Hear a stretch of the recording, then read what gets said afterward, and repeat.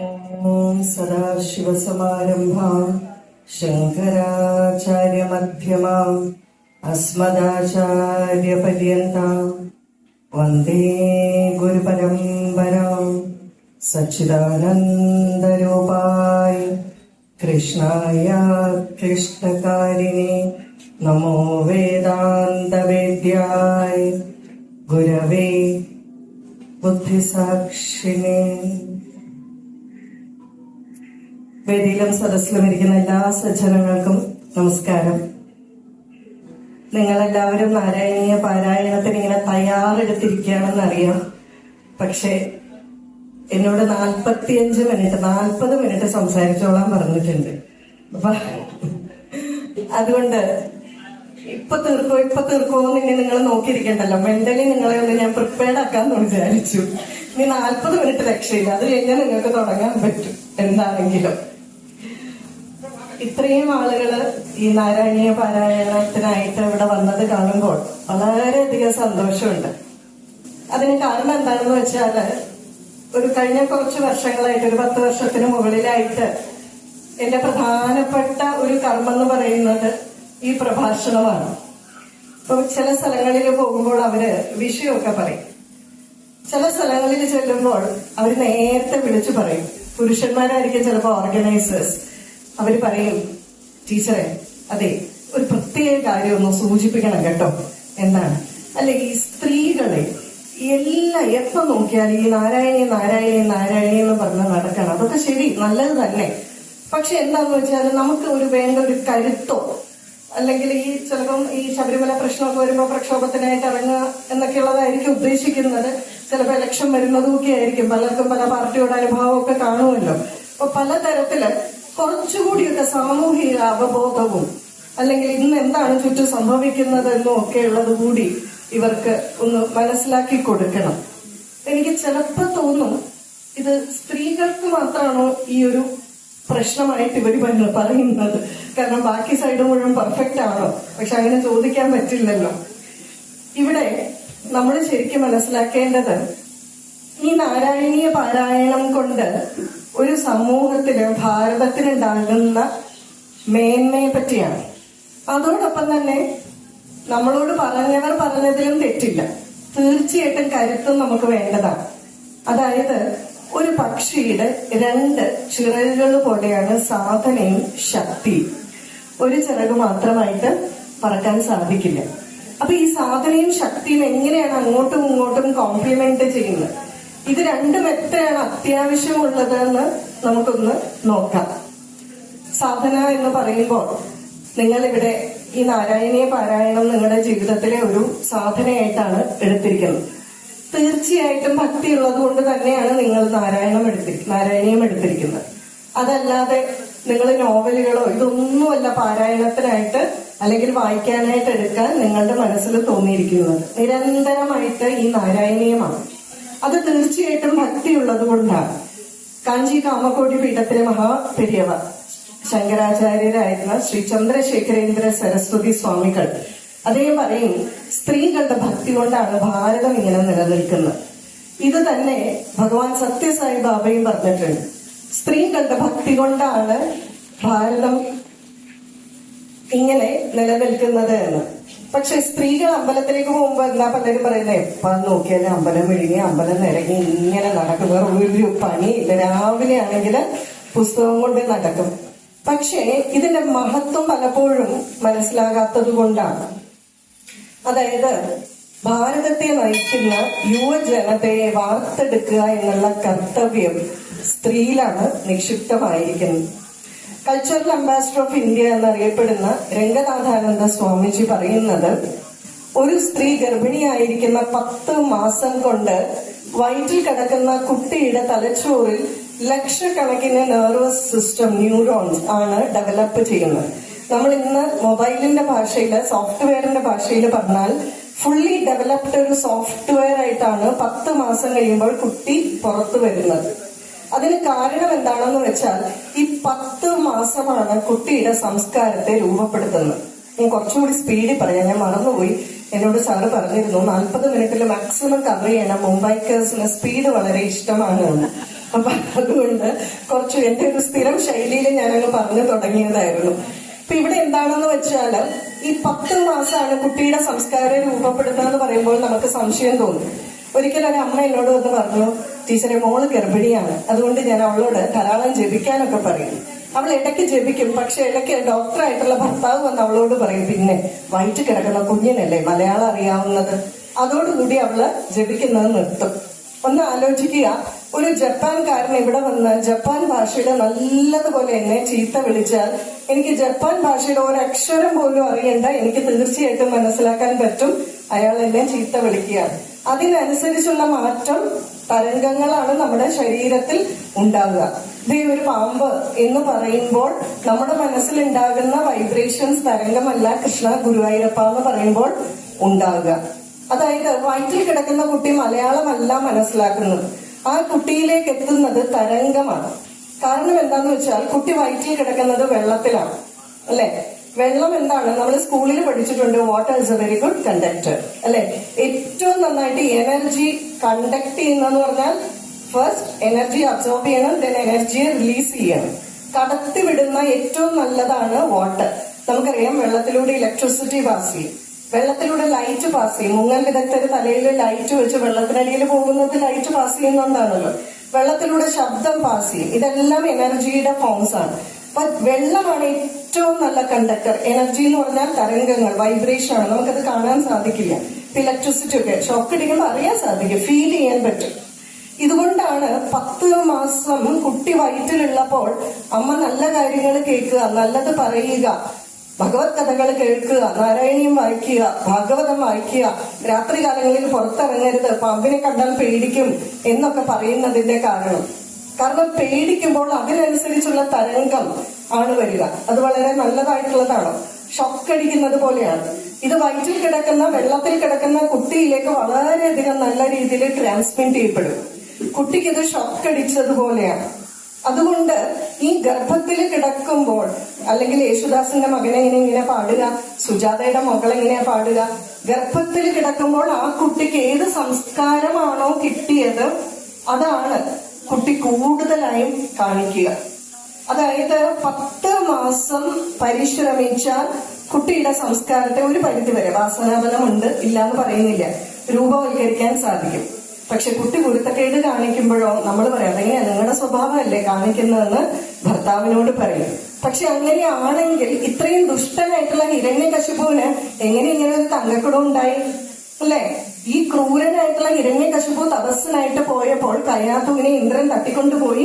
തട്ടിയെടുത്തപ്പോ ഓർത്തില്ല വീട്ടില് ഭാര്യയുണ്ട്. അപ്പോഴാണ് ഇതിവിടെ കൊണ്ടുപോകുന്നു വിചാരിച്ചപ്പോൾ നാരദര് കൂട്ടിക്കൊണ്ടുപോയി ആ കാലഘട്ടം മുഴുവൻ ഭഗവത് കഥകൾ പറഞ്ഞു കൊടുത്തു. ഈ കുട്ടി ഈ സംസ്കാരത്തില് അമ്മ വളരെ ശാന്തമായിട്ടുള്ള മനോഭാവത്തോടുകൂടി സന്തോഷമായിട്ടിരുന്നപ്പോൾ അതുപോലെ ഒരു കുട്ടി ജന്മമെടുത്തു. ഈ 10 മാസത്തെ സംസ്കാരം ഒരു പുരുഷൻ കൊടുക്കാൻ സാധിക്കുമോ? പുരുഷന്മാരെ മോശമാക്കി പറയുന്നതല്ല, ഒരു കുട്ടി ജനിക്കുന്നത് പുരുഷനിൽ നിന്നാണ്.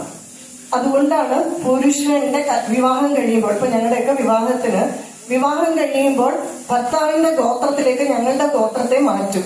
അപ്പൊ പലരും ഫെമിനിസം ആണെന്ന് പറയും. തിരിച്ചാക്കിയാൽ എന്താ കുഴപ്പം?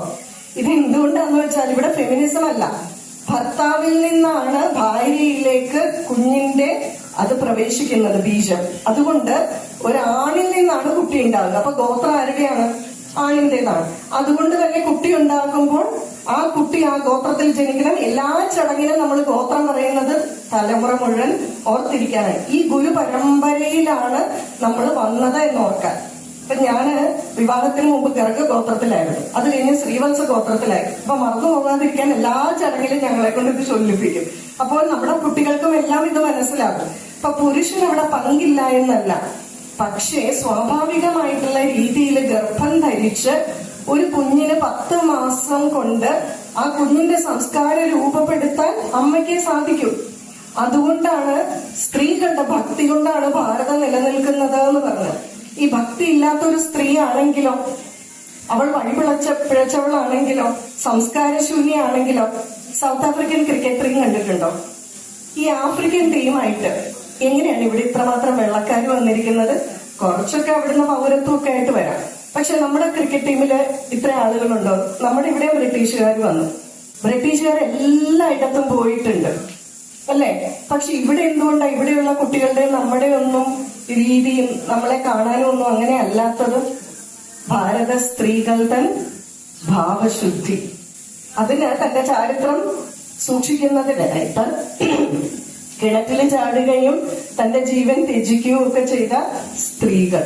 അതുകൊണ്ടാണ് ഭാരതത്തിലെ സ്ത്രീകൾ ആ ഭക്തി കൊണ്ടും സംസ്കാരം കൊണ്ടും ജീവിക്കുന്നത് കൊണ്ട് ഈ ഭഗവത് കഥകൾ കേട്ട് കുട്ടികൾ വളരുമ്പോൾ ആ കുട്ടിയിൽ ഉണ്ടാകുന്ന സംസ്കാരം എന്തായിരിക്കും അല്ലെ? അപ്പൊ അതുകൊണ്ട് ഈ നാരായണീയം വായിക്കുക എന്ന് പറയുമ്പോൾ എത്രയോ കാലഘട്ടമാണ് നിങ്ങളിലേക്ക് ഈ ഭഗവത് വിചാരം വരിക. നിങ്ങളുടെ മനസ്സ് എത്ര ശാന്തമായിരിക്കും. ഇനി പാരായണം മാത്രമാണോ? ഇപ്പൊ എന്റെ കാര്യത്തിൽ തന്നെ അറിയാം, ഞാൻ വളരെ ചെറുപ്പം തൊട്ട് നാരായണീയത്തിലെ 100-ാം ദശകം കാണാതെ ചൊല്ലിക്കൊണ്ടിരുന്നയാളാണ്. പക്ഷെ എന്താന്ന് വെച്ചാൽ ഇത് കുറെ ചൊല്ലിക്കഴിയുമ്പോൾ എവിടെയെങ്കിലും ഒരു വരിയുടെ അർത്ഥം കണ്ടാൽ അത് മനസ്സിലാക്കാൻ തോന്നും. അപ്പൊ എന്താണ് കേശാദിപാദവും പാദാദി കേശവും തമ്മിലുള്ള വ്യത്യാസം എന്താണ്? ഇത് ആരാണ് എഴുതുന്നത്, ഇതിനെ ആരാണ് ധ്യാനിക്കുന്നത്, അത് തമ്മിലുള്ള വ്യത്യാസമുണ്ടോ? പിന്നെ ഇവിടെ വേറെ എവിടെയെങ്കിലും കേശാദിപാദം വന്നിട്ടുണ്ടോ, മറ്റു കൃതികളിലുണ്ടോ? നമ്മളിങ്ങനെ താല്പര്യം ഉണ്ടെങ്കിൽ പഠിച്ച് മുന്നോട്ട് പോകും. ഈ തത്വകഥനത്തിലേക്ക് എത്തുന്നതിനുള്ള പടികളാണ് ഈ ഭക്തിയുടെ ഈ മാർഗങ്ങളെല്ലാം. ഇതില്ലെങ്കിൽ എങ്ങനെ ഇതിലേക്ക് കടക്കും? ആദ്യ ഈശ്വരനില് എന്തൊരു കാര്യത്തിലാണെങ്കിലും വിശ്വാസം ഉണ്ടെങ്കിലല്ലേ അനുഭവം ഉണ്ടാവും. അതുകൊണ്ടുള്ള അനുഭവം. വിശ്വസിച്ച് വെള്ളത്തിൽ ചവിട്ടിയാൽ മാത്രമേ നീന്തൽ പഠിക്കാൻ സാധിക്കൂ. അപ്പൊ അതുകൊണ്ട് ആദ്യം വിശ്വസിക്കുക, ഭഗവത് കഥകൾ കേൾക്കുക, ആ ഭക്തിയുടെ പാതയിൽ സഞ്ചരിക്കുക എന്നുള്ളത് വളരെ പ്രാധാന്യമുള്ള ഒരു കടമ്പയാണ്. പക്ഷെ അതോടൊപ്പം തന്നെ വാസനാബലവുമുണ്ട്. കാരണം ഈ പറയുന്ന നമ്മള് കുറെ പേരിങ്ങനെ ഭക്തി, ഭഗവാൻ, കൃഷ്ണൻ എന്നൊക്കെ പറഞ്ഞ് നടക്കണം. ഇതേ സമയം അപ്പുറത്തൊരു കൂട്ടരുണ്ട്, നമ്മളാണ് ഭൂലോക വിഡ്ഢികൾ എന്ന് പറഞ്ഞ് നമ്മളെ നേരെ നോക്കി പരിഹസിക്കുന്നവരും ചിരിക്കുന്നവരുമായിട്ടുണ്ട് അല്ലെ? എല്ലാം കൂടുന്നതാണ് സമൂഹം. പക്ഷെ എന്തുകൊണ്ട് ഇത് സംഭവിക്കുന്നു? അത് ഒരു ബുദ്ധിമുട്ടുമില്ല മനസ്സിലാക്കാൻ. ഭഗവാൻ ഭഗവത്ഗീതയില് 9-ാം അധ്യായത്തില് രാജവിദ്യ രാജഗുഹ്യ യോഗത്തില് പറഞ്ഞിരിക്കുന്നു, സൃഷ്ടി 3 വിധം: ദൈവീകം, ആസുരികം, രാജസികം.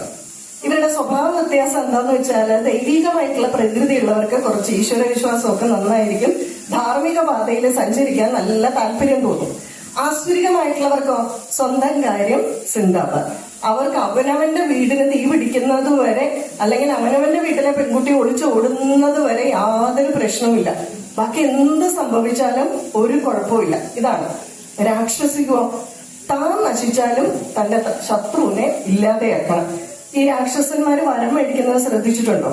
100 വർഷം ഭഗവാനെ തപസ് ചെയ്ത് ഭഗവാൻ പ്രത്യക്ഷപ്പെടുമ്പോ എന്നാ എനിക്കൊരു 1000 കിലോ സ്വർണം വേണം എന്നെല്ലാം ചോദിച്ചാ പോരെ അല്ലെ?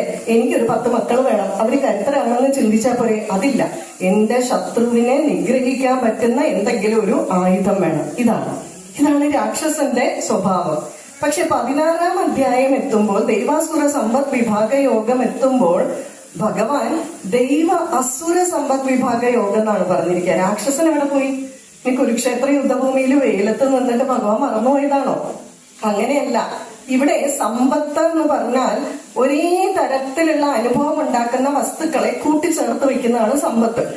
രത്നം, സ്വർണം, നാണയം, നോട്ട്, ഇതൊക്കെ അങ്ങോട്ടും ഇങ്ങോട്ടും. ഇപ്പം നോട്ട് കൊടുത്താൽ സ്വർണം കിട്ടും, സ്വർണം വിറ്റാൽ നോട്ട് കിട്ടും. പരസ്പര സഹായികളായിട്ടുള്ള വസ്തുക്കളാണ്.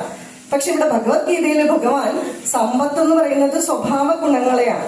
നിങ്ങൾ സമ്പാദിക്കേണ്ട ഗുണങ്ങൾ, ദൈവഗുണങ്ങളും നിങ്ങൾ പാടില്ലാത്ത ആസുരിക ഗുണങ്ങളെ പറ്റിയും ഭഗവാൻ അവിടെ പറയുന്നുണ്ട്. അവിടെ ഭഗവാൻ ഉപദേശമാണ് കൊടുക്കുക. ഭഗവാൻ പറയുന്നു, ഈ രാക്ഷസന്മാർക്ക് ഉപദേശം കൊണ്ട് ഒരു പ്രയോജനവുമില്ല. കാരണം അവന്മാര് ഉപദേശം കൊണ്ട് നന്നാവില്ല. അവരെന്തേ പറ്റൂ? അവര് പരിണാമ ശ്രേണിയിലെ ഏറ്റവും താഴെയുള്ളവരാണ്. മര്യാദയ്ക്ക് പറഞ്ഞാലൊന്നും കേൾക്കില്ല. നമ്മൾ ചിലരോട് എന്തെങ്കിലും ഇതുപോലെയുള്ള കാര്യങ്ങൾ പറയാൻ പോയി കഴിഞ്ഞാൽ ഞാൻ പിടിച്ച മരുന്ന് 3 കൊമ്പ്. പിന്നെ ചോദിച്ചുകൊണ്ടേയിരിക്കും. അവർക്ക് നമ്മളുടെ മറുപടി കേൾക്കാനേ താല്പര്യമില്ല. എന്നിട്ട് ജയിച്ചു എന്നുള്ള ഭാവത്തിൽ പോകും അല്ലെ? നമ്മൾ ആരെയും പരിഹസിക്കണ്ട. പക്ഷേ ഇവരുടെ അനുഭവം എങ്ങനെയായിരിക്കുന്നു ഭഗവാൻ പറയുന്നു. ഇവര് മര്യാദയ്ക്ക് പറഞ്ഞാലൊന്നും ഉപദേശം ഇവരിൽ കേൾക്കില്ല. അനുഭവങ്ങളാകുന്ന തീച്ചൂളയിലൂടെ കടന്നുപോയി അട്ടിക്കിട്ടി പദം വന്ന് പല ജന്മങ്ങളിലൂടെ കടന്ന് ആസുരിക ജന്മത്തിലെത്തി അവിടെ നിന്നും പതുക്കെ ഉപദേശമൊക്കെ കേട്ട് ദൈവീകമായിട്ടെത്തി അവിടെ വന്ന് നാരായണീയ പാരായണീയ മത്സരത്തിന് വന്നിരിക്കും. ഇത്രയും കടമ്പകൾ കിടക്കണം. അതുകൊണ്ടാണ് ഭഗവാൻ അവിടെ ഉപദേശിക്കാത്തത്. ഒരുപക്ഷെ നമ്മളൊക്കെ ഇങ്ങനെയായിരിക്കും വന്നത്. അതുകൊണ്ട് നമ്മളും അധികം ഗമയൊന്നും കാണിക്കണ്ട. പക്ഷെ ഇത് നമ്മൾ തിരിച്ചറിയണം. അപ്പൊ അതുകൊണ്ട് തന്നെ നമ്മളെ പരിഹസിക്കുന്നവരായിട്ടുള്ള ഒരു കൂട്ടരുണ്ട്. കാരണം എന്താന്ന് വെച്ചാൽ നമുക്ക് ഈ ഭഗവത് ഭക്തി വന്നത് നമ്മുടെ വാസനാബലം കൊണ്ടാണ്. ചില കുട്ടികൾ ജനിക്കുമ്പോൾ തന്നെ ഭക്തിയോടുകൂടി ജനിക്കുന്നു. ചില കുട്ടികൾ യാതൊരു തരത്തിലുള്ള ഭക്തിയില്ല. ഇത് എന്തുകൊണ്ടാണ്? അർജുനൻ ചോദിക്കുന്നുണ്ട്, ഭഗവാനെ കഴിഞ്ഞ ജന്മത്തിലൊക്കെ ഞാൻ ഈ ജന്മത്തിൽ കുറെ ചെയ്തു വെച്ചിട്ടുണ്ട്, ഇനി അടുത്ത ജന്മാകുമ്പോ ഇതെല്ലാം ഒന്നേ തൊട്ട് തുടങ്ങേണ്ടി വരുമോന്ന്. അപ്പൊ ഭഗവാൻ പറയുന്നുണ്ട്, എവിടെ നിർത്തിയോ അടുത്ത ജന്മത്തിൽ അവിടെ തൊട്ട് തുടങ്ങും. അതായത് നമ്മൾ ഈ ഫിനാൻഷ്യൽ ഇയർ എൻഡിങ് വരുമ്പോ ക്ലോസിംഗ് ബാലൻസ് ചെയ്യും. അടുത്ത ഇയറിൽ അതേ എമൗണ്ട് തന്നെയാണ് ക്യാരി ഓവർ ചെയ്ത് ഓപ്പണിംഗ് ബാലൻസ് ആയിട്ട് എഴുതുക. അടുത്ത ജന്മം വരുമ്പോ കഴിഞ്ഞ ജന്മത്തിൽ എത്ര നല്ലത് ചെയ്തോ എത്ര മോശം ചെയ്തോ അതിനനുസരിച്ച് പാകമുള്ള ഒരു ഗർഭത്തിൽ പോയി സ്ഥാനം പിടിക്കും. കഴിഞ്ഞ ജന്മത്തിൽ നിറയെ ഈശ്വര കാര്യങ്ങളൊക്കെ ചെയ്തിട്ടുണ്ടെങ്കിൽ നല്ല ഭക്തിയുള്ള ഒരു സ്ത്രീയുടെ ഗർഭത്തിൽ അങ്ങനെയുള്ള കുടുംബത്തിൽ പോയി ജനിച്ചിട്ട് ഈശ്വര കാര്യങ്ങൾ ചെയ്യാൻ തുടർന്നു കൊണ്ടുപോകും. അതുകൊണ്ട് ഈ വാസനാബലം പൂർവജന്മകൃതമായിട്ടുള്ള സ്മൃതി വളരെ പ്രാധാന്യമാണ്. ഇതാണ് ഭാരതീയ ദർശനവും പാശ്ചാത്യ ദർശനവും തമ്മിലുള്ള ഏറ്റവും പ്രധാനമായിട്ടുള്ള വ്യത്യാസം. പാശ്ചാത്യ ദർശനം എന്തിനെ പറ്റിയാണ് പറയുന്നത്? പാശ്ചാത്യ ദർശനം പറയുന്നത് ബോഡി, മൈൻഡ്, ഇന്റലക്ട്, അതായത് ശരീരം, മനസ്സ്, ബുദ്ധി. അവര് പറയുന്നത് കുഞ്ഞ് ജനിച്ചിട്ട് 6 മാസം കഴിഞ്ഞിട്ടാണ് കുട്ടിയുടെ തല ഉറച്ചു കഴിയുമ്പോഴാണ് ബുദ്ധി വരിക. ഇതിൽ ഏറ്റവും കൂടുതൽ അവർ പ്രാധാന്യം കൊടുക്കുന്നത് ബുദ്ധിക്കാണ്. അതായത് ശരീരം, മനസ്സ്, ബുദ്ധി, ഇതാണ് പാശ്ചാത്യ സംസ്കാരത്തില്. പക്ഷെ നമ്മുടെ ഇതില് ഒരു സാധനം പറയുന്നുണ്ട്, അന്ധക്കരണം. അന്ധക്കരണം എന്ന് പറഞ്ഞാൽ എന്താണ്? ഇപ്പൊ നമ്മൾ ഇന്ദ്രിയങ്ങളൊക്കെ ആണെങ്കിൽ എല്ലാം പുറത്തേക്കുള്ളതാണ്. അന്ധക്കരണം എന്ന് പറഞ്ഞാല് സൂക്ഷ്മമായിട്ടുള്ളതാണ്. മനസ്സ്, ചിത്തം, അഹങ്കാരം എന്നൊക്കെ നമ്മൾ പറയില്ലേ, ഇതില് മനസ്സ് ഉണ്ട്, അഹങ്കാരവും നമുക്കറിയാം അല്ലെ, ബുദ്ധിയും അറിയാം. പക്ഷെ ഒരു സാധനം അന്ധകരണത്തിൽ കൂടുതലായിട്ട് പാശ്ചാത്യർ പറയുന്നതിൽ നിന്നുണ്ട്, അതാണ് ചിത്തം. ഈ ചിത്തത്തിനെ പറ്റി പാശ്ചാത്യർ പരാമർശിച്ചിട്ടേയില്ല. ബാക്കിയൊക്കെ ഉണ്ട്. അഹങ്കാരം എന്നെ പറയുകയേ വേണ്ടല്ലോ, നമുക്ക് എല്ലാവർക്കും വളരെ പരിചിതമായിട്ടുള്ള സാധനമാണ് അഹങ്കാരം. അത് മോശമല്ല കേട്ടോ. അഹങ്കാരം എന്ന് പറഞ്ഞാൽ വിദ്യയുടെ ഒരു അഹം വെച്ചതുകൊണ്ടാണ് ശങ്കരാചാര്യർക്ക് ശരീരം നിലനിർത്താൻ സാധിച്ചത്. അതിനെ മോശമായ തലത്തിലേക്ക് നമുക്ക് കൊണ്ടുപോകാം ഒരു പരിധിയിൽ കൂടുതലാകുമ്പോൾ. അപ്പോഴിവിടെ ഈ ചിത്തം എന്ന് പറഞ്ഞാൽ എന്താണ്? ചിത്തം എന്ന് പറഞ്ഞാൽ മനസ്സിലാക്കാൻ എളുപ്പം നമ്മുടെ കമ്പ്യൂട്ടറിലെ ഡേറ്റാ ബാങ്കാണ്.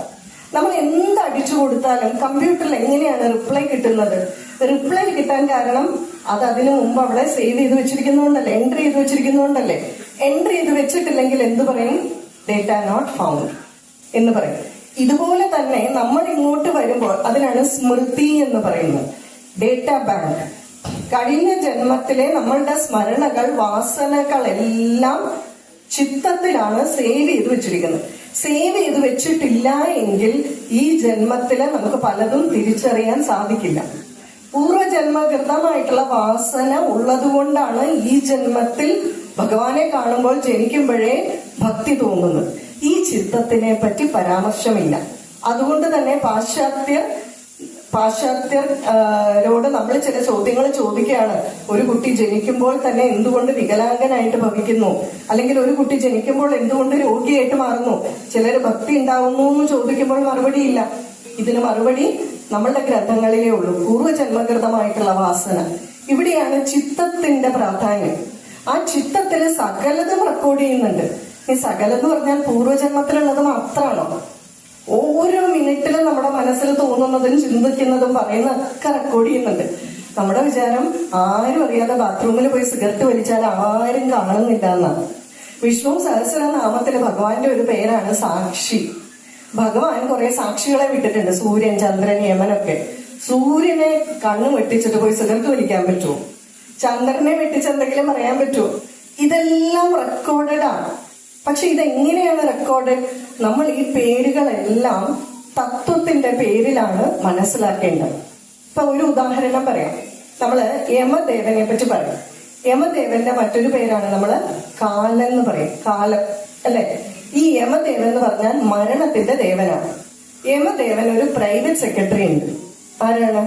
ചിത്രകൂപ്തൻ അല്ലെ. ഇതൊക്കെ ഇന്നത്തെ കുട്ടികളോട് പോയി പറഞ്ഞാലോ അപ്പൊ ഒരു പ്രൈവറ്റ് സെക്രട്ടറി ഉണ്ട്, ഓഫീസ് ഉണ്ട്. ഞാനാണ് പഠിപ്പിക്കുന്ന വിഷയം കോളേജിൽ മാനേജ്മെന്റ് ആണ്. ഏറ്റവും പുതിയ ഇറങ്ങുന്ന പ്രോഡക്റ്റിനെ പറ്റിയും അതിന്റെ കസ്റ്റമർ സാറ്റിസ്ഫാക്ഷൻ എങ്ങനെ വേണം, മാർക്കറ്റിംഗ് സ്ട്രാറ്റജി എങ്ങനെ വേണം, അതിന്റെ പരസ്യം എങ്ങനെ കൊടുക്കണം എന്നൊക്കെയാണ്. ആ കുട്ടികളോട് പോയിട്ട് ഞാൻ ആധ്യാത്മികത പറയുമ്പോൾ യമൻ പറയുന്ന ഒരാളുണ്ടെന്ന്, പ്രൈവറ്റ് സെക്രട്ടറി ഒക്കെ ഉണ്ടെന്ന് പറഞ്ഞാലും എങ്ങനെ ഇരിക്കും? ഇത് തത്വമായിട്ടുള്ള രീതിയിൽ വേണം മനസ്സിലാക്കാൻ. യമം എന്ന് പറയുന്ന യമന് കാലൻ എന്നുള്ള കാലം എന്നുള്ള പേര് വരാൻ കാരണം ജനനവും മരണവും, മരണത്തിന്റെ ദേവനല്ലേ യമൻ. ഈ മരണം എങ്ങനെയാണ് നിശ്ചയിക്കപ്പെടുക? കാലം നീങ്ങുന്നോണ്ടല്ലേ മരണം ഉണ്ടാകുന്നത്, അല്ലെ? അപ്പൊ മരണത്തിനും ജനനത്തിനും അടിസ്ഥാനം എന്താണ്? കാലം, സമയം. ആ സമയം എന്നുള്ള അർത്ഥത്തില് യാമെന്നൊക്കെ നമ്മൾ പറയും. അതാണ് യമൻ, കാലൻ എന്നൊക്കെ പേര്. കാലന്റെ പ്രൈവറ്റ് സെക്രട്ടറിയാണ് ചിത്രഗുപ്തൻ എന്ന് പറഞ്ഞാൽ അപ്പൊ എന്താ അർത്ഥം? കാലം പോകും തോറും ഓരോ സെക്കൻഡിലും നമ്മൾ ചിന്തിക്കുന്നതും പറയുന്നതും പ്രവർത്തിക്കുന്നതും ഗുപ്തമായിട്ട് റെക്കോർഡ് ചെയ്യുന്നയാളാണ് ചിത്രഗുപ്തൻ. അതായത് നമ്മൾ വിചാരിക്കും ഒരാളെ കാണുമ്പോൾ നമുക്കത്ര മനസ്സുകൊണ്ട് താല്പര്യമൊന്നുമില്ല, അത് വരുന്നുണ്ട്. പക്ഷെ കാണുമ്പോഴോ അയ്യോ ചേച്ചിയെ പറ്റി ഞാൻ ഇപ്പൊ ചിന്തിച്ചതേ ഉള്ളൂ കേട്ടോ, ഓ അപ്പൊ തന്നെ ചേച്ചി എന്റെ മുന്നിൽ പ്രത്യക്ഷപ്പെട്ടു എന്നൊക്കെ നമ്മൾ ചിലപ്പോ പറയും. അപ്പൊ അവിടെ ആര് റെക്കോർഡ് ചെയ്യുന്നുണ്ട്? നമ്മുടെ മനസ്സിത് റെക്കോർഡ് ചെയ്യുന്നുണ്ട്, അല്ലെ? കൃത്യമായിട്ട് റെക്കോർഡ് ചെയ്യുന്നുണ്ട്, ഹൃദയത്തിന് ഇത് മനസ്സിലാകുന്നുണ്ട്. ഇതാണ് ചിത്രഗുപ്തൻ എന്ന് പറയുന്ന ആള്. അതാണ് കൃത്യമായിട്ട് ഇത് നമ്മുടെ റെക്കോർഡിലോട്ട് പോകും. അപ്പൊ നമ്മൾ പറയും ഞാൻ ചിന്തിച്ചെന്നല്ലേ ഉള്ളൂ, പറഞ്ഞില്ലല്ലോ. അത് വലിയ കാര്യമായിട്ടാ കരുതുക. സൂക്ഷ്മമാകും തോറുമാണ് ഫലം കൂടുക. നമ്മൾ ചിന്തിക്കുന്നിടത്തേ പ്രശ്നം വന്നു കഴിഞ്ഞു, അവിടെയും വൈരുദ്ധ്യം വന്നു. മനസ്സിൽ ചിന്തിച്ചതും പറഞ്ഞതും വരെ അവിടെ തന്നെ ത്രികരണ ശുദ്ധിയുടെ ഫസ്റ്റ് സ്റ്റെപ്പ് പോയി, പിന്നെയല്ലേ പ്രവർത്തിക്കുക. ഇത് റെക്കോർഡ് ചെയ്യുന്നതാണ്. ഒരു കള്ളൻ പോലീസ് സ്റ്റേഷനിൽ പോയി എത്ര പ്രാവശ്യം പറഞ്ഞു ഞാൻ മോഷ്ടിച്ചില്ല. അന്ധക്കരണത്തിനറിയാം ഞാൻ മോഷ്ടിച്ചു. ഇത് റെക്കോർഡ് ചെയ്യുന്നയാളാണ് ചിത്രഗുപ്തൻ. അപ്പൊ അതുകൊണ്ട് നമ്മൾ എന്തൊക്കെ കാണിച്ചാലും ഒറിജിനൽ ആയിട്ട് നമ്മളങ്ങ് പോകുന്ന പറയില്ലേ മറ്റേ ഗരുഡ പുരാണത്തില്, ഏത് ഡിപ്പാർട്ട്മെന്റിലേക്ക് വിടണം, മരിച്ചു കഴിയുമ്പോ സ്വർഗത്തിൽ പോകണോ നരകത്തിൽ പോയി, ഈ ഒറിജിനൽ റെക്കോർഡ് എടുത്താണ് നോക്കുന്നത്. ആ ഒറിജിനൽ റെക്കോർഡ് വെച്ചിട്ട് വേണം നമ്മുടെ അടുത്ത ജന്മത്തിലേക്ക് നമ്മളെ ഏത് വീട്ടിലേക്ക് വിടണം, തീർത്ഥാടനമൊക്കെ പോകുന്ന പോലെ ഏത് സ്ഥലത്തിലേക്ക് വിടണം എന്നൊക്കെ തീരുമാനിക്കുന്നത് അവിടെ വെച്ചിട്ടാണ്. ഇനി പറയുന്നുണ്ട് ഈ യമദേവന്റെ കാലന്റെ അച്ഛനാണ് സൂര്യൻ. അപ്പൊ സൂര്യന് ഭാര്യയുണ്ട്, കുട്ടികളുണ്ട്, എല്ലായി. ഇങ്ങനെയും കൂടെ പറഞ്ഞാൽ എങ്ങനെ ഇരിക്കും? അതായത് സമയത്തെ നമ്മൾ എങ്ങനെയാണ് അറിയുക? സൂര്യോദയവും സൂര്യാസ്തമയത്തിലൂടെയാണ് നമ്മൾ സമയത്തെ തിരിച്ചറിയുന്നത്. അതുകൊണ്ടാണ് സൂര്യ ഭഗവാന്റെ മകനാണ് സമയം എന്ന് പറഞ്ഞിരിക്കുന്നത്. ഇതുപോലെ നമ്മളുടെ കയ്യിലുള്ള നമ്മളുടെ ആചാര്യന്മാർ പറഞ്ഞിരിക്കുന്ന ഈ വസ്തുതകളെല്ലാം വളരെ ആഴത്തിൽ നമ്മൾ ഇതുപോലെ മനസ്സിലാക്കി തത്വത്തിന്റെ രൂപത്തിൽ നമ്മളുടെ ആധ്യാത്മിക പാതയിലെ മുന്നേറ്റത്തിനെ പറ്റി പറയുമ്പോൾ ഏറ്റവും അവസാനത്ത് നിൽക്കുന്നത് തത്വകഥനത്തിലാണ്. തത്വകഥനം വിചാരം ചെയ്ത് തത്വകഥനത്തിലേക്ക് വന്നു കഴിഞ്ഞാൽ പിന്നെ ബാക്കി ആ സമർപ്പണം നമ്മളിൽ വന്നോളും, തത്വമൊക്കെ മനസ്സിലായി കഴിഞ്ഞാൽ. പക്ഷെ ഈ തത്വമൊക്കെ മനസ്സിലാകണമെങ്കിൽ ആദ്യം എന്ത് വേണം? ഭഗവാനിൽ വിശ്വസിക്കണം, ഭഗവത് കഥകൾ കേൾക്കണം, അതിനോടൊരു രുചി ഉണ്ടാകണം, അല്ലെ? അപ്പൊ അതുകൊണ്ട് തന്നെ ഈ ഒരു സാധന എന്ന് പറയുന്നത് പ്രത്യേകിച്ച് സ്ത്രീകളുടെ സാധനയാണ് ഭാരതത്തെ നയിക്കാനുള്ള അടുത്ത തലമുറയെ വാർത്തെടുക്കുന്നത്. അതല്ലെങ്കിൽ ഈ വിവേകാനന്ദ സ്വാമിജി, മഹാനായിട്ടുള്ള ശിവജി ഒക്കെ എന്തുകൊണ്ടാ പറയണത് ഞങ്ങൾ ഇങ്ങനെ ആയതിന്റെ കാരണം ഞങ്ങളുടെ അമ്മയാണ് സോപ്പിടാൻ വേണ്ടി പറഞ്ഞതാണോ? അല്ലല്ലോ, അല്ലെ? അവരൊന്നും വെറുതെ പറയില്ല. അപ്പൊ അവരുടെ അമ്മമാർക്കൊന്നും നമ്മൾ പറയുന്ന സോ കോൾഡ് മോഡേൺ എഡ്യൂക്കേഷൻ ഇല്ല. പക്ഷെ നമുക്ക് ആർക്കും അറിയാൻ പാടില്ലാത്ത എന്തോ ഒരു ടിപ്സ് അവർക്കറിയായിരുന്നു. അതാണിത്.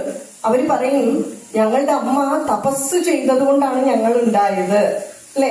മഹാനായിട്ടുള്ള ശിവജി പറയും എന്നെ കണ്ടാൽ മനസ്സിലാവും എന്റെ അമ്മ എങ്ങനെയാണ്. അപ്പൊ ഇത് പറയാൻ കാരണം എന്താന്ന് വെച്ചാൽ ഈ 10 മാസം ഗർഭത്തിൽ കിടക്കുമ്പോൾ കിട്ടിയ സംസ്കാരമാണ് ഞാൻ ഇങ്ങനെ നിൽക്കുന്നതിന് കാരണം എന്ന് അവർക്ക് അറിയാം. അതുകൊണ്ടാണ് പറയുക, അച്ഛനെ മറന്നിട്ടല്ല. പക്ഷെ അമ്മയെ എടുത്തു പറയാൻ കാരണം ഇതാണ്.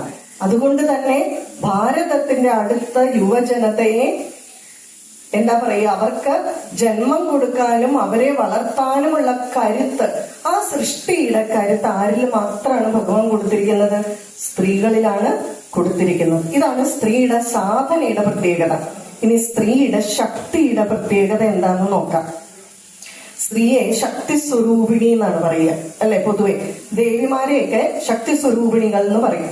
അപ്പൊ എന്തുകൊണ്ടാണ് ഈ ശക്തിക്ക് ഇത്ര പ്രാധാന്യം? കുറച്ച് സ്പീഡിൽ പറയാണ്, ഇല്ലെങ്കിൽ തീരില്ല. അതിന് കാരണം എന്താന്ന് വെച്ചാല് പല പ്രഭാഷണത്തിലും ഞാൻ പറഞ്ഞിട്ടുണ്ട്. എങ്കിൽ പോലും ഇപ്പൊ നമ്മൾ ഒരു കല്ലെടുക്കുക. കല്ലെന്ന് പറഞ്ഞാൽ ജഡമായിട്ടുള്ള ഒരു വസ്തുവാണ്, അല്ലെ? നമ്മൾ പറയുന്നു. പക്ഷെ ഈ കല്ല് ഏറ്റവും കുറഞ്ഞത് ഒരു 4 ഘടകങ്ങൾ കൊണ്ടാണ് ഉണ്ടാക്കിയിരിക്കുന്നതെന്ന് വെക്കുക. ഏതൊരു വസ്തു എടുത്താലും ആറ്റം എന്നൊക്കെ പറയും, ഇപ്പൊ അതിലും ചെറുതൊക്കെ വന്നു. എങ്കിൽ പോലും ഏത് വസ്തു എടുത്താലും 2ഓ അതിൽ കൂടുതലോ ഘടകങ്ങൾ ചേർത്തിട്ടല്ല ഉണ്ടാക്കിയിരിക്കുക. അത് കാർബണോ എന്തെങ്കിലും ആകട്ടെ. പക്ഷേ ഈ 4 ഘടകങ്ങളും അങ്ങോട്ടും ഇങ്ങോട്ടും ചേർന്ന് നിൽക്കുന്നത് കൊണ്ട്, അങ്ങോട്ടും ഇങ്ങോട്ടും ഒരു ശക്തി പ്രയോഗിച്ചു നിൽക്കുന്നത് കൊണ്ടാണ് കല്ല് ആ ആകൃതിയിൽ നിലനിൽക്കുന്നത്. ഇല്ലെങ്കിൽ അങ്ങനെ ഇരിക്കില്ല. എത്ര ചെറിയ വസ്തുവാണെങ്കിലും എത്ര വലിയ വസ്തുവാണെങ്കിലും അത് 2ൽ കൂടുതൽ ഘടകങ്ങൾ കൊണ്ട് നിർമ്മിച്ചിരിക്കുന്നു. അവ തമ്മിൽ അങ്ങോട്ടും ഇങ്ങോട്ടും ഒരു ലേറ്റന്റ് ഫോഴ്സ് ഉണ്ട്. അതായത് ജഡമായിട്ടുള്ള ഒരു വസ്തുവിലും ശക്തിയുണ്ട്. ശക്തി, എനർജി, നമ്മൾ അതിനെ ചൈതന്യം എന്നൊക്കെ പറയും, ഊർജം, എന്തെങ്കിലും ആയിക്കോട്ടെ. ഇവിടെ സാലീപുലാക ന്യായം എന്ന് പറയുന്ന ഒരു ന്യായമുണ്ട് ന്യായശാസ്ത്രത്തിൽ. അതായത് അരി വെന്തോ എന്നറിയാൻ എല്ലാ അരി എടുത്ത് ഞെക്കി നോക്കേണ്ടതില്ല, 1ഓ 2ഓ മതി. അതുപോലെ ഞാൻ ഈ പ്രപഞ്ചത്തിലെ ജഡമായിട്ടുള്ള ഒരു വസ്തു എടുത്തിട്ട് ഞാൻ പറഞ്ഞു അതില് ശക്തി ഉണ്ട് എന്ന്. അങ്ങനെയാണെങ്കിൽ നിങ്ങൾ ഈ പ്രപഞ്ചത്തിലെ ജഡമായിട്ടുള്ള ഏത് വസ്തു എടുത്തോ അതിൽ ശക്തി ഉണ്ടെന്ന് അറിയാം. ജീവനുള്ള വസ്തുവിൽ ശക്തി ഉണ്ടെന്ന് പറയേണ്ട ആവശ്യമുണ്ടോ? നമ്മളിലൊക്കെ ശക്തിയില്ലേ? ചെടിയിൽ ശക്തിയുണ്ട്. സന്ധ്യയ്ക്ക് ഒരു ചെമ്പരത്തിമുട്ട് ഇവിടെ പറിച്ചു വെക്കുക, ചെടിയിൽ നിന്ന് വേർപെടുത്തിയാൽ പോലും അടുത്ത ദിവസം അത് വിടരും. അത് അന്തരീക്ഷത്തിലെ ചൂടും പ്രകാശവും കൊണ്ട് മാത്രമല്ല, നേരത്തെ തന്നെ അതിനുള്ളിൽ ഇൻസ്റ്റോൾ ചെയ്തൊരു ശക്തിയുണ്ട്. അത് ഉള്ളിൽ നിന്ന് ആ ശക്തി പ്രയോഗിക്കപ്പെടുന്നുണ്ട്. അതിന് ഏറ്റവും നല്ല ഉദാഹരണം മുട്ടയാണ്. മുട്ട പുറത്തുനിന്ന് പൊട്ടിച്ചാൽ ജീവൻ പോകും, അകത്തുനിന്ന് പൊട്ടിയാൽ ജീവൻ വരും. അകത്തുനിന്ന് പൊട്ടാനുള്ള ജീവൻ എവിടെ നിന്ന് കിട്ടി? നേരത്തെ അതില് ഇൻസ്റ്റോൾ ചെയ്ത് വെച്ചു. അപ്പൊ അതായത് പ്രപഞ്ചത്തിന്റെ ജീവനുള്ള വസ്തുവിലും ജഡമായിട്ടുള്ള വസ്തുവിന്റെയും ആധാരം ശക്തിയാണ്. ശക്തി ഇല്ലെങ്കിൽ ഒന്നുമില്ല. ഈ ശക്തി എന്ന് പറയുന്നതാണ് ബ്രഹ്മം എന്ന് പറയുന്നത്. ഈ സൃഷ്ടി എല്ലാം ആരംഭിക്കും. ഇത് ഇത്രയൊന്നും പറഞ്ഞാൽ നമുക്ക് പറയാൻ പറ്റുന്നതല്ല. ബ്രഹ്മം എന്ന് പറഞ്ഞാൽ ഇതുവരെ ആർക്കും നിർവചിക്കാൻ സാധിക്കാത്തതാണ്. എങ്കിലും നമ്മൾ 1ാം ക്ലാസ്സിലൊന്ന് പഠിച്ചു കയറണമല്ലോ. അപ്പൊ അതിനു വേണ്ടി പറയാം, ഒന്നുമില്ല എന്ന് വിചാരിക്കുക സൃഷ്ടിയില്. അപ്പൊ എന്താ ഉള്ളത്? അപ്പോഴും ഊർജ്ജമുണ്ട്. Because energy is neither created not destroyed. Energy ഉണ്ടാക്കിയിട്ടുമില്ല, നശിപ്പിക്കപ്പെട്ടിട്ടുമില്ല. ഈ ഊർജ്ജം എല്ലായിടവും നിറഞ്ഞു നിൽക്കുന്ന ആ ചൈതന്യത്തിന് പറയുന്ന പേരാണ് ബ്രഹ്മം. അതിൽ നിന്ന് സൃഷ്ടി ഉണ്ടായി. 1, 2 ആകണം, അപ്പോഴല്ലേ സൃഷ്ടി ഉണ്ടാവും. 1, 2 ആകണമെങ്കിൽ അവിടെ ഒരു ശക്തിയുണ്ട്, സൃഷ്ടിയുണ്ട്, ചലനമുണ്ട്, ശബ്ദമുണ്ട്, അല്ലെ? ഒന്ന് സൃഷ്ടി ഉണ്ടാകണമെങ്കിൽ ആദിമ ശബ്ദമാണ് ഓംകാരം. അപ്പൊ നമ്മളുടെ ഋഷീശ്വരന്മാർക്ക് മനസ്സിലായി ഈ പ്രപഞ്ചത്തിലെ സകല വസ്തുക്കളുടെ ആധാരം ശക്തിയാണ്. അപ്പൊ പിന്നെ ആരെ ആരാധിക്കേണ്ടത്? ശക്തിയാണ് ആരാധിക്കേണ്ടത്. പക്ഷെ ശക്തി എങ്ങനെ ആരാധിക്കും? ആരെങ്കിലും ശക്തിയെ കണ്ടിട്ടുണ്ടോ? കണ്ടിട്ടില്ല. രൂപമില്ലാത്തതിനെ ആരാധിക്കാൻ നമുക്ക് കപ്പാസിറ്റി കുറവാണ് മനുഷ്യന്. പല മതങ്ങളില് ഈശ്വരനെ രൂപമില്ലാതെ ആരാധിക്കും. ഇവിടെ രൂപം ഉണ്ടായിട്ട് നമുക്ക് കോൺസെൻട്രേഷൻ കിട്ടുന്നില്ല, അല്ലെ? അപ്പൊ രൂപമില്ലാത്ത ഭഗവാനെ നമ്മളെങ്ങനെ സ്വാധീനിക്കും, അല്ലെങ്കിൽ നമ്മൾ പ്രാർത്ഥിക്കും? അതിർത്തി ഇല്ലാത്ത, ബൗണ്ടറി ഇല്ലാത്തതിനെ ചിന്തിക്കാൻ മനസ്സിന് വളരെ ബുദ്ധിമുട്ടാണ്. ഇപ്പം എല്ലായിടവും വായു വ്യാപിച്ചിരിക്കുന്നു എന്ന് പറഞ്ഞാൽ കൂടിപ്പോയ ഗ്ലോബ് ആലോചിക്കും. അതിനപ്പുറം എന്ത് ചിന്തിക്കാൻ പറ്റും? ഗ്ലോബിനും ആകൃതി ഉണ്ട്, ബൗണ്ടറി ഉണ്ട്. എല്ലായിടവും വായു വ്യാപിച്ചിരിക്കുന്നു എന്ന് പറയുമ്പോൾ എങ്ങനെ ചിന്തിക്കും? അനന്തതയെ ചിന്തിക്കാൻ മനുഷ്യന് ഏറ്റവും ചുരുക്കാനാണ് ഇഷ്ടം. എന്ന് വെച്ചാൽ 3 അല്ലെ? കൃത്യതയോടുകൂടി മനസ്സിന്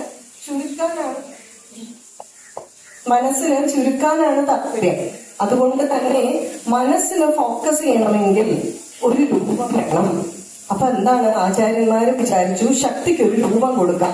ശക്തി ആരും കണ്ടിട്ടില്ല. നമ്മുടെ ശക്തിയെ കണ്ടിട്ടുണ്ടാവും? ഇല്ല. അതുകൊണ്ടാണ് ബുദ്ധിശക്തി എന്ന് പറയുന്നത്. ബുദ്ധിയെ ആരും കണ്ടിട്ടില്ല. അതുകൊണ്ട് തന്നെയാണ് മനഃശക്തി എന്ന് പറയുന്നത്. മനസ്സിനെ ആരും കണ്ടിട്ടില്ല. ഇതൊക്കെ എനർജിയാണ്, ഊർജമാണ്. അപ്പൊ ശക്തിക്ക് ഒരു രൂപം കൊടുക്കാൻ തീരുമാനിച്ചു. അപ്പൊ ഋഷീശ്വരന്മാര് തീരുമാനിച്ചു മനുഷ്യരൂപം കൊടുക്കാം. എന്തുകൊണ്ടാണ് മനുഷ്യരൂപം കൊടുത്തത്? മനുഷ്യന് പാട്ടയും പഴുതാരയും ഒക്കെ ആയിട്ട് ഭഗവാനെ പ്രാർത്ഥിക്കുന്നതിനേക്കാളും ഇഷ്ടം മനുഷ്യരൂപത്തിലുള്ള ഭഗവാനെ പ്രാർത്ഥിക്കാനാണ്. എന്ന് വെച്ചില്ലാതെ ഉണ്ടോ? മത്സ്യകൂർമ്മം വരാമോ ഒക്കെ ഉണ്ട് നമുക്ക്. പക്ഷെ നമുക്ക് മനുഷ്യരൂപത്തിലാണ്. പക്ഷെ ആ മനുഷ്യരൂപത്തിൽ ഒരു സ്ത്രീ രൂപമാണ് കൊടുത്തത്. അത് ആകസ്മിക അല്ല. കാരണം സൃഷ്ടി എവിടെ നിന്നാണ്? സ്ത്രീലിംഗത്തിൽ നിന്നാണ്. അത് പശുവാണെങ്കിലും ശരി, ആനയാണെങ്കിലും ശരി, ഏതാണെങ്കിലും. അതുകൊണ്ട് സ്ത്രീ രൂപം കൊടുത്തു. അതാണ് സതീദേവി. പിന്നെ സതീദേവിയുടെ ചരിത്രം നമുക്ക് എല്ലാവർക്കും അറിയാം. സതീദേവി ദക്ഷനാൽ അപമാനിക്കപ്പെട്ട് ആ ഹോമാഗ്നിയിൽ പ്രവേശിച്ചു. മഹാദേവൻ സതീദേവിയുടെ ശരീരം എടുത്ത് താണ്ഡവ നൃത്തമാടി, അല്ലെ? അതിനുശേഷം എന്ത് സംഭവിച്ചു? ലോകം മുഴുവൻ ചുട്ടെരിഞ്ഞപ്പോൾ മഹാവിഷ്ണു തന്റെ സുദർശന ചക്രം എടുത്ത് ദേവിയുടെ ശരീരത്തിലേക്ക് പ്രവേശിച്ചു. ദേവിയുടെ ശരീരം 52 കഷ്ണങ്ങളായി 52 സ്ഥലങ്ങളിൽ വീണു. അവയാണ് 52 ശക്തിപീഠങ്ങൾ. ഇന്നും ആ പേര് അങ്ങനെയാണ്. അതായത് സതീദേവിയുടെ ശരീരം എന്ന് പറഞ്ഞാൽ it's a power house of energy. ഊർജമാണ്, ശക്തിയാണ്. അത് 52 സ്ഥലങ്ങളിൽ വീണാലോ തിരിയെടുത്ത് 5 എണ്ണാക്കിയതുപോലെ ഇരിക്കും. ഈ 52 സ്ഥലങ്ങൾ ഭാരതത്തിന്റെ ആധ്യാത്മിക ഊർജ കേന്ദ്രങ്ങളാണ്. അവിടെ എല്ലാം ഊർജ കേന്ദ്രങ്ങളായി. കൂടാതെ 12 ജ്യോതിർലിംഗങ്ങൾ. പേര് നോക്കുക, ജ്യോതിസ്. ഊർജം എല്ലായിടത്തും ഒരുപോലെയാണ്. വീട്ടില് മിക്സിക്കും ഗ്രൈൻഡറിനും ഉപയോഗിക്കുന്ന അത്രയും ചാർജ് മൊബൈൽ ചാർജ് ചെയ്യാൻ വേണം. ഇലക്ട്രിസിറ്റിയെ നമുക്ക് കൺട്രോൾ ചെയ്യാൻ സാധിക്കും. സോ എനർജി എല്ലായിടത്തും ഒരുപോലെയല്ല. അതുപോലെ ഈ 12 ജ്യോതിർലിംഗങ്ങൾ, മഹാദേവൻ ഏറ്റവും തേജസ്സോടുകൂടി പ്രത്യക്ഷപ്പെട്ട സ്ഥലങ്ങളാണ് 12 ജ്യോതിർലിംഗങ്ങൾ. ഇവയാണ് ഭാരതത്തിന്റെ ആധ്യാത്മിക ഊർജ കേന്ദ്രങ്ങൾ.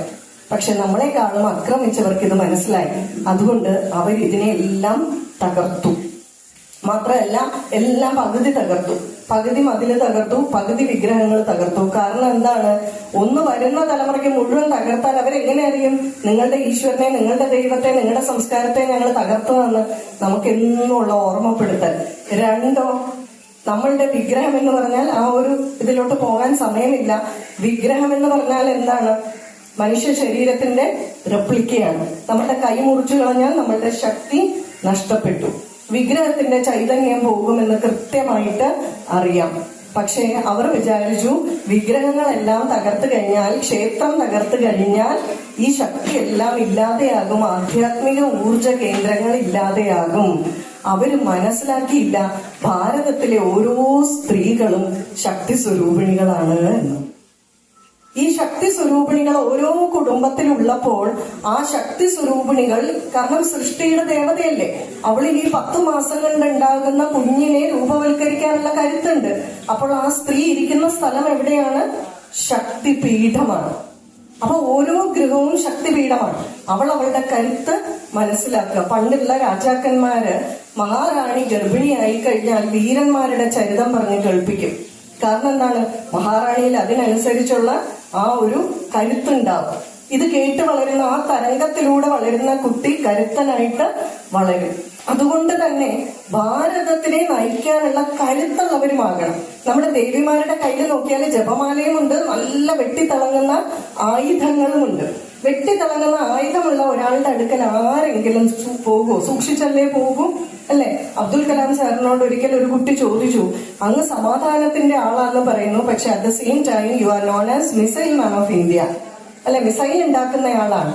അപ്പൊ പറഞ്ഞു, മോളെ ഒരാള് ആക്രമിക്കാൻ വന്നാൽ മോൾക്ക് ശക്തി ഇല്ലെങ്കിൽ എതിർത്ത് നിൽക്കാൻ സാധിക്കുമോ? നിനക്ക് ശക്തി ഉണ്ടെങ്കിൽ ഒരുപക്ഷെ അയാൾ വരില്ല. മേരി കോമിന്റെ അടുക്കൽ ഒരാൾ സൂക്ഷിച്ചല്ലേ പോകും, അല്ലെ? കയ്യിൽ ആയുധം വെട്ടിത്തിളങ്ങുന്നുണ്ടെങ്കിൽ സൂക്ഷിച്ചല്ലേ ഒരാളുടെ അടുക്കൽ പോകൂ. അപ്പോൾ അദ്ദേഹം പറയുകയാണ്, ഭാരതം ആരെയും ആക്രമിക്കാനല്ല എന്തുണ്ടാക്കുന്നത്, മിസൈൽ ഉണ്ടാക്കുന്നത്, ഇങ്ങോട്ട് വന്നാൽ തീർക്കാൻ വേണ്ടിയിട്ടാണ്. റിപ്പബ്ലിക് ഡേ പരേഡ് നോക്കിയാൽ മതി. റിപ്പബ്ലിക് ഡേ പരേഡിന് സകല രാജ്യത്തിലെയും രാഷ്ട്രപതിമാരെയും പ്രധാനമന്ത്രിമാരെയും ഒക്കെ വിളിച്ചു വരുത്തും. ആ നല്ല വെയിലത്ത് ഡൽഹിയിൽ അവിടെ കൊണ്ടിരുത്തും. എന്നിട്ട് ആ റോഡിലൂടെ മുഴുവൻ ഭാരതം വികസിപ്പിച്ചെടുത്ത 3 സൈന്യത്തിന്റെയും സകല ആയുധങ്ങളും വിമാനങ്ങളും കപ്പലുകളും ഡിസ്പ്ലേ ചെയ്യും. എന്തിനു വേണ്ടിയിട്ടാ? ലോകത്തിനോട് മുഴുവൻ പറയാണ്, ഇതൊക്കെ ഞങ്ങളുടെ കയ്യിലുണ്ട്, ഞങ്ങളായിട്ടൊന്നും അങ്ങോട്ട് ഉപയോഗിക്കില്ല, പക്ഷെ ഇങ്ങോട്ട് വന്നാൽ തീർത്തേ വിടും. അപ്പൊ അതുകൊണ്ട് ഈ കരുത്ത് മനസ്സിലാക്കണം. അത് അബദ്ധം പറ്റിയവരുണ്ട്, ശരിയായ രീതിയിൽ ചെയ്തവരുണ്ട്. പൃഥ്വിരാജ് ചൗഹാൻ ആ മുഹമ്മദ് ഗോറി ആക്രമിക്കാൻ വന്നപ്പോൾ പൃഥ്വിരാജ് ചൗഹാൻ തോൽപ്പിച്ചിട്ട് ആ ശത്രുവിനെ വെറുതെ വിട്ടു. ശത്രുവിന് രണ്ടാമതൊരു അവസരം കൊടുക്കാൻ പാടില്ല. വ്യക്തിപരമായിട്ടുള്ള കാര്യമല്ല, വീട്ടിൽ പോയി അപ്ലൈ ചെയ്യരുത്, ഇത് രാജ്യതന്ത്രമാണ്. കാരണം എന്താണെന്ന് വെച്ചാല് ചിലര് പറയും, എന്തിനാ ഭാരതം ഈ ആയുധം മുഴുവൻ മേടിക്കുന്നത്, അത്രയുണ്ടെങ്കിൽ പട്ടിണി ഉള്ളവർക്ക് ആഹാരം കൊടുക്കാം. ഒരിക്കലും വെറുതെ ആഹാരം കൊടുക്കരുത്. അത് രോഗികൾക്കും വൃദ്ധരായവർക്കും ജോലി ചെയ്യാൻ പാടില്ലാത്തവർക്കേ ഉള്ളൂ. അല്ലാത്തവർക്ക് വെറുതെ ആഹാരം കൊടുത്താൽ മടിയന്മാരാക്കും, അല്ലേ? അത് രാജ്യതന്ത്രമാണ്, അത് വേറെയാണ്. അപ്പൊ അതുകൊണ്ട് തന്നെ പാകിസ്ഥാൻ ഇവിടെ വന്ന് ആക്രമണം നടത്തുമ്പോൾ വസുധൈവ കുടുംബം എന്ന് പറഞ്ഞിരിക്കാൻ പറ്റുമോ? ഇല്ല. ഇത് എവിടെ അപ്ലൈ ചെയ്യണം എന്നുള്ളത് കൃത്യമായിട്ട് മനസ്സിലാക്കണം. പൃഥ്വിരാജ് ചൗഹാൻ ആദ്യം യുദ്ധത്തിൽ വെറുതെ വിട്ടു മുഹമ്മദ് ഗോറി ജയ്സിംഗുമായിട്ട് കൂടിച്ചേർന്ന്, ജയ്സിംഗ് ആണെന്ന് ഓർക്കുന്നില്ല, ഏതോ ഒരു പൃഥ്വിരാജ് ചൗഹാന്റെ സുഹൃത്തുമായിട്ട് കൂടിച്ചേർന്ന് ചതിയിലൂടെ കൊന്ന് കണ്ണ് ചൂലിനെടുത്ത് കൊല്ലുകയായിരുന്നു. അവിടെ എന്ത് പറ്റി? പൃഥ്വിരാജ് ചൗഹാൻ കരുതൽ അപ്ലൈ ചെയ്ത സ്ഥലം മാറിപ്പോയി. എവിടെയായിരുന്നു അപ്ലൈ ചെയ്യേണ്ടത്? പ്രജകളോടായിരുന്നു കരുതൽ വേണ്ടത്. പക്ഷെ അപ്ലൈ ചെയ്തത് എവിടെയായി പോയി? അപ്ലൈ ചെയ്ത സ്ഥലം എവിടെയാണ്? ശത്രുവിനോട് ആയിപ്പോയി. മഹാനായിട്ടുള്ള ശിവജി ശത്രുവിന് 2 ചാൻസ് കൊടുത്തിട്ടില്ല. ഒറ്റ പ്രാവശ്യം വന്നു തീർത്തേ വിട്ടിട്ടുള്ളൂ. അതുകൊണ്ടാണ് അദ്ദേഹത്തിനെ മഹാനായിട്ടുള്ള ശിവജി എന്ന് പറയുന്നത്. അതുകൊണ്ട് തന്നെ ഭാരതത്തിന്റെ കരുത്തും ഇങ്ങോട്ട് വന്നാൽ ശത്രുവിനെ തീർക്കുന്നത് നമ്മുടെ പ്രജകളെ രക്ഷിക്കാനാണെന്നും ഇതുപോലുള്ള രാജ്യതന്ത്രവും അറിഞ്ഞിരിക്കണം. അതായത് ചിലര് പറയും, എനിക്ക് ഈ യുദ്ധത്തിനെ പറ്റി ഒന്നും കേൾക്കാൻ താല്പര്യമില്ല, എനിക്ക് ഈ പത്രം അല്ലെങ്കിൽ നാട്ടിൽ നടക്കുന്ന ഒന്നും അറിയാൻ താല്പര്യമില്ല, ഭഗവത് കഥകൾ കേൾക്കാൻ മാത്രമാണ് താല്പര്യം. 2 ദിവസം കഴിഞ്ഞ് ഗ്യാസ് കിട്ടാതെ ആവുമ്പോഴേക്കും നമ്മൾ എല്ലാം തിരിച്ചറിയും യുദ്ധം നടക്കുകയാണെന്നൊക്കെ. അപ്പൊ തീരും നമ്മളുടെ ഭക്തിയൊക്കെ. നമ്മൾ സമൂഹത്തിൽ ജീവിക്കുന്നുണ്ടെങ്കിൽ സമൂഹ ജീവിയായിട്ട് ജീവിക്കുക. ഭാരതം അമ്മയാണ്. ആ സനാതന ധർമ്മത്തിനെ കാത്തു സംരക്ഷിക്കുന്നവരെ മാത്രം തെരഞ്ഞെടുക്കുക, അവര് ഭാരതത്തെ നയിക്കുക. ഈ കരുത്തും കൂടി നമ്മുടെ ആളുകൾ കാണിക്കണം. അതുകൊണ്ട് ഒരു പക്ഷിയുടെ 2 ചിറകുകൾ പോലെ നമ്മൾ കരുത്തും സാധനയും ഒരുപോലെ മുന്നോട്ട് കൊണ്ടുപോകണമെന്ന് പ്രാർത്ഥിച്ചുകൊണ്ട് അഭ്യർത്ഥിച്ചുകൊണ്ട് പറഞ്ഞ എല്ലാ വാക്കുകളും ഭഗവാന്റെ പാതാരവിന്ദങ്ങളിൽ സമർപ്പിക്കുന്നു. എന്നെ ക്ഷമയോടെ ശ്രവിച്ച എല്ലാ സജ്ജനങ്ങളും നിങ്ങൾ എല്ലാവരും ഈശ്വര സ്വരൂപമാണെന്ന് ചിന്തിച്ചുകൊണ്ട് തന്നെ നിങ്ങളുടെ എല്ലാവരുടെയും പാദങ്ങളിലും മനസ്സാ നമസ്കരിക്കുന്നു. അതോടൊപ്പം എനിക്കിവിടെ ഈ ഒരു പ്രഭാഷണത്തിനായി അവസരം തന്ന നിങ്ങൾ ഈ സ്ത്രീകൾ മുഴുവൻ ഇവിടെ നിൽക്കുമ്പോൾ ഈ പുരുഷന്മാരാണ് നിങ്ങൾക്ക് വേണ്ടി മുഴുവൻ സംഘാടകത്വം. സാധാരണ പലയിടത്തും പുരുഷന്മാർ എന്നോട് പറയും സ്ത്രീകളോട് ഇങ്ങനെ അധികം ഇവര് നാരായണൊക്കെയാണ്. ഇവിടെ നിങ്ങളെ അതിനുവേണ്ടി ഇവരാണ് പ്രോത്സാഹിപ്പിക്കുന്നത്. സുരേഷ് സർ, ഞാൻ വരുന്ന ദിവസം തൊട്ട് എന്റെ കാര്യങ്ങളെല്ലാം നോക്കി, അതുപോലെ തന്നെ പ്രസാദ് സാർ, എല്ലാവർക്കും ഒരാളുടെ പേരെടുത്ത് പറയുന്നില്ല, എന്റെ ബന്ധുക്കള് സുഹൃത്തുക്കൾ എല്ലാവരും വന്നിട്ടുണ്ട്. എല്ലാവർക്കും നന്ദി, നമസ്കാരം.